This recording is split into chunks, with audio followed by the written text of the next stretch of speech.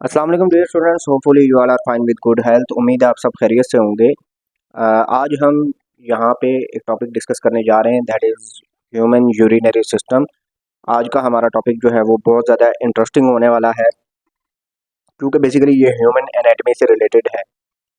Urinary system हम ये कहते हैं कि एक ऐसा सिस्टम होता है, यूरिनरी सिस्टम हम ये कहते हैं कि एक ऐसा system which is involved in the formation of urine.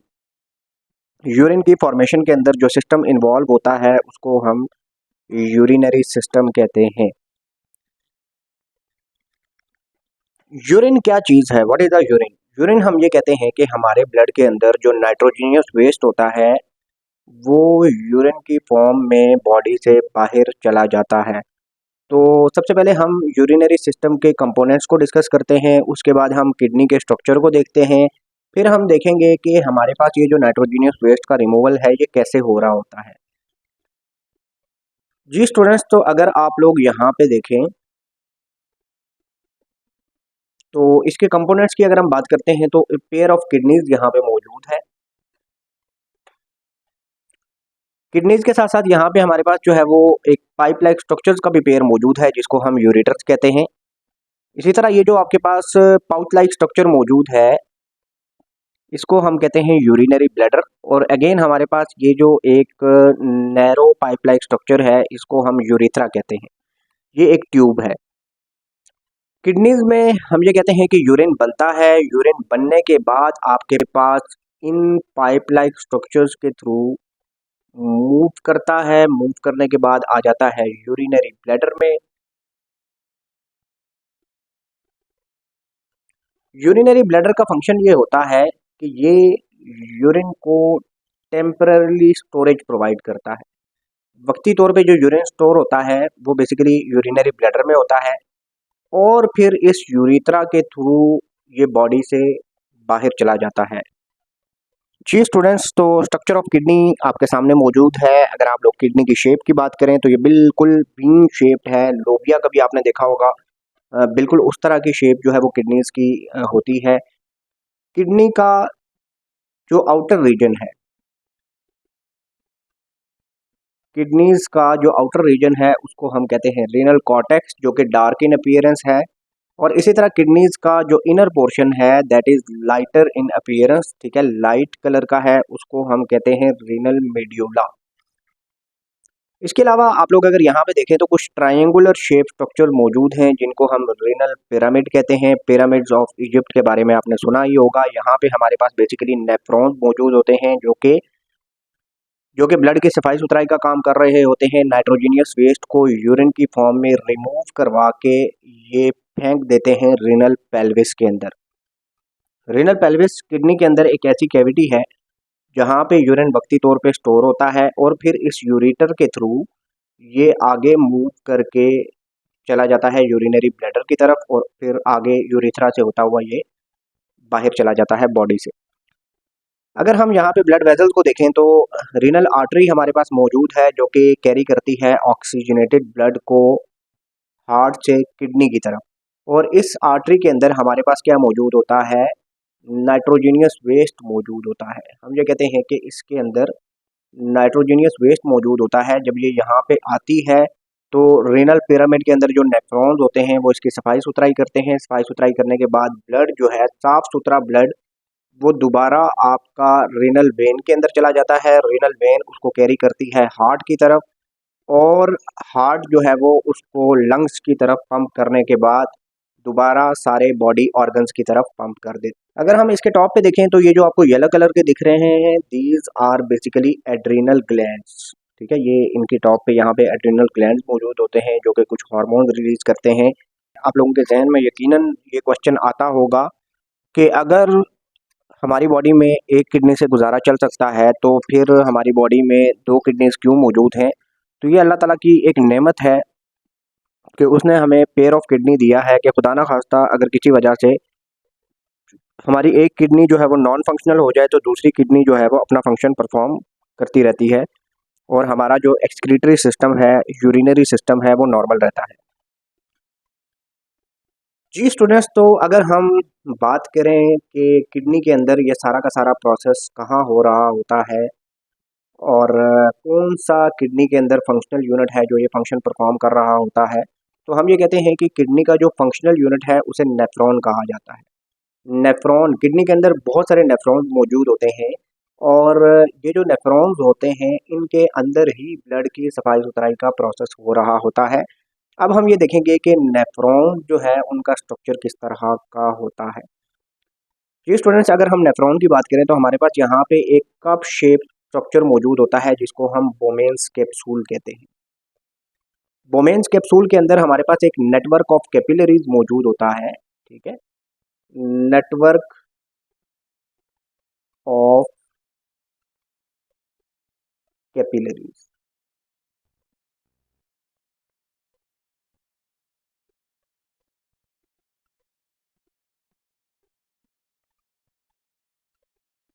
ठीक है, नेफ्रॉन जो है उसको हम नेटवर्क ऑफ कैपिलरीज, ठीक है, ग्लोमेरुलस को नेटवर्क ऑफ कैपिलरीज कहते हैं हम। और ये जो कैपिलरीज हैं, ठीक है, ये कहाँ मौजूद हैं? बोमेन्स कैप्सूल के अंदर मौजूद है। बोमेन्स कैप्सूल को आगे हम एक्सटेंड करते हैं तो हमारे पास यहाँ पे एक लूप लाइक स्ट्रक्चर आता है, इसको लूप ऑफ हेनले कहा जाता है। लूप ऑफ हेनले जब एंड होता है तो यहाँ पे हमारे पास जो पाइप लाइक स्ट्रक्चर मौजूद है इसको हम कलेक्टिंग डक्ट कहते हैं। क्या कहते हैं? Collecting duct. यहाँ पे फाइनली यूरिन आके जमा हो रहा होता है। देखिए स्टूडेंट्स, मैंने पहले भी आपको बताया था कि आपकी ये जो आर्टरीज हैं इनके अंदर वेस्ट मौजूद होता है। जब ये आपके बोमेन्स कैप्सूल के अंदर पहुंचती हैं तो यहाँ पे जो सारा वेस्ट है और जो यूजफुल सब्सटेंसेस हैं वो इस बोमेन्स कैप्सूल में आ जाती हैं और फिर ये इस तरह से जब आगे की तरफ मूव करता है तो यूजफुल सब्सटेंसेस यहाँ पे रीअब्जॉर्ब होने के बाद आपके पास जो लेफ्ट ओवर बचता है उसको हम कहते हैं यूरिन। तो आपकी जो आर्टरीज है वहाँ पे क्या मौजूद है? वेस्ट मौजूद है। जब ब्लड की सारी सफाई सुथराई हो जाती है तो जो वेन्स होती हैं उसके अंदर किसी किस्म का कोई वेस्ट मौजूद नहीं है। अब आपका यहाँ पे क्या मौजूद है? साफ सुथरा ब्लड मौजूद है जो कि हार्ट की तरफ दोबारा ट्रेवल करेगा।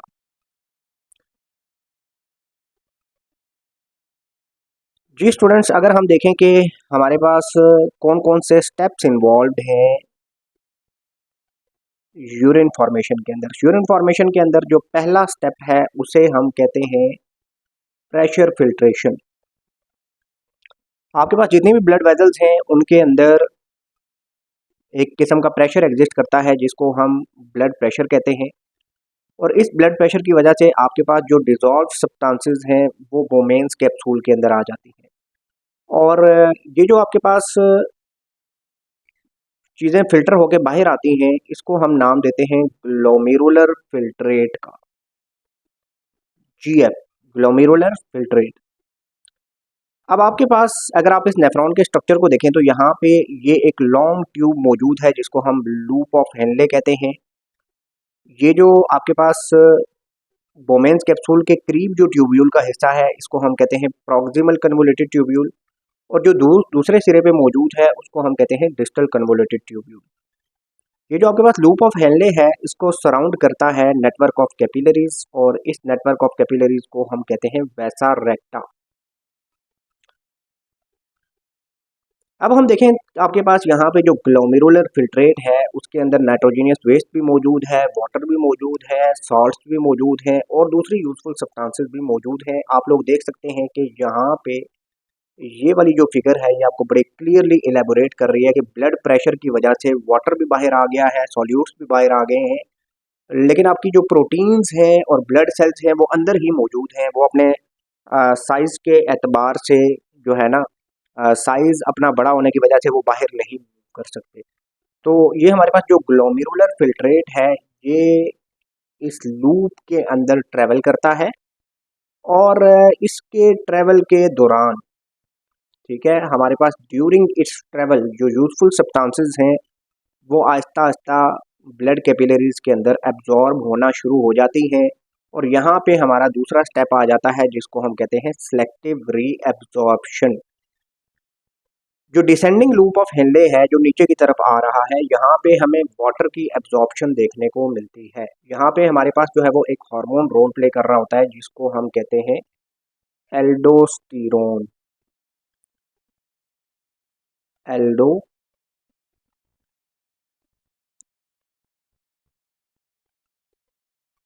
एल्डोस्टेरोन, ठीक है। ये तो रीनल जो किडनीज के ऊपर एड्रिनल ग्लैंड्स हम लोगों ने थोड़ी देर पहले पढ़े थे, वही ये हार्मोन जो है वो रिलीज कर रहे होते हैं जिसको हम कहते हैं एल्डोस्टेरोन। एल्डोस्टेरोन जो है वो क्या कर रहा होता है, यहाँ पे सोडियम आयंस जो हैं,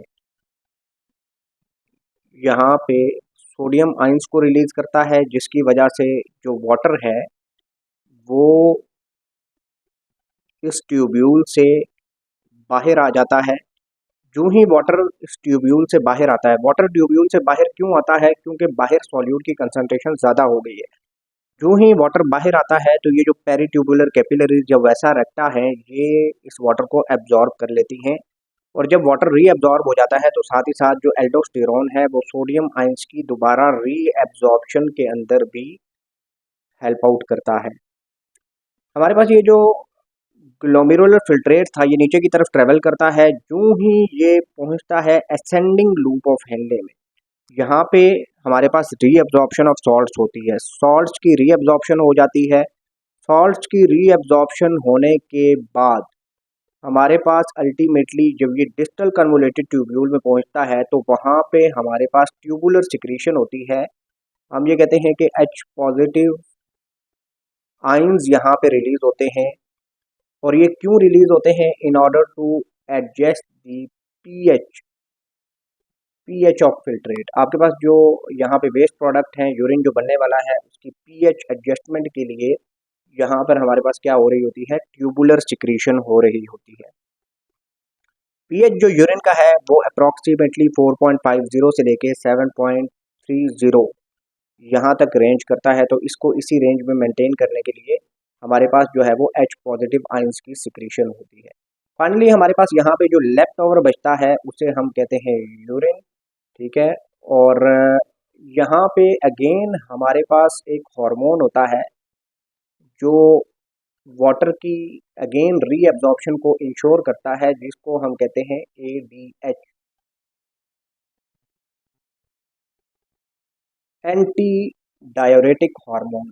एंटी डायोरेटिक हार्मोन जो कि वाटर को अगेन रीअब्जॉर्ब करवा रहा होता है। और हम ये कहते हैं कि यूरिन बनने के बाद आपके पास आ जाता है कलेक्टिंग डक्ट में। कलेक्टिंग डक्ट आपको पता है कि कहाँ ओपन होते हैं, रीनल पेल्विस के अंदर। यहाँ से हमारे पास जो यूरिन है वो कहाँ जाएगा, रीनल पेल्विस के अंदर। रीनल पेल्विस से यूरिटर के अंदर, यूरिटर से यूरिनरी ब्लैडर के अंदर, और यूरिनरी ब्लैडर से होता हुआ यूरिथ्रा की तरफ जाएगा, यूरिथ्रा से होता हुआ बॉडी से बाहर चला जाएगा।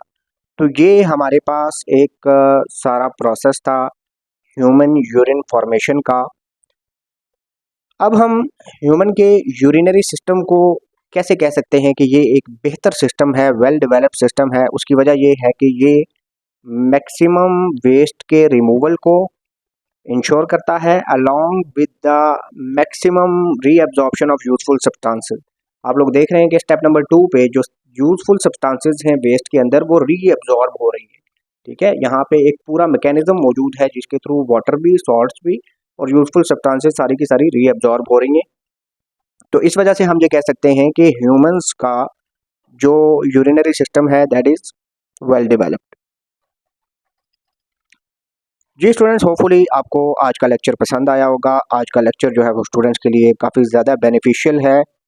और अगर किसी किस्म की कोई एम्बिग्विटी हुई, कोई चीज़ समझने में प्रॉब्लम हो तो आप लोग कमेंट में मुझे बता सकते हैं। वीडियो को लाइक कर दें, अपने फ्रेंड सर्कल के साथ शेयर कर दें। मिलते हैं इंशाल्लाह नेक्स्ट वीडियो के साथ। Thank you. अल्लाह हाफिज़।